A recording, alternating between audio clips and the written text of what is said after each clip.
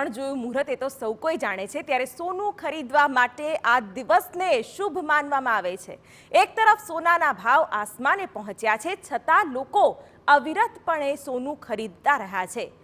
અખાત્રીજના દિવસે મોટા પ્રમાણમાં સોના ચાંદીની ખરીદી થાય તેવી આશા સેવાઈ રહી છે। લોકો સોના ચાંદીના સિક્કા તેમજ અન્ય ઘરેણાઓ એડવાન્સ બુકિંગ કરાવી રહ્યા છે। જોકે સોની વેપારીના મત મુજબ આવતીકાલે એટલે કે અખાત્રીજ હોવાના કારણે સોનું ચાંદી લોકો આજે ખરીદશે તેવી પણ આશા સોનાના વેપારીઓ લગાવીને બેઠા છે।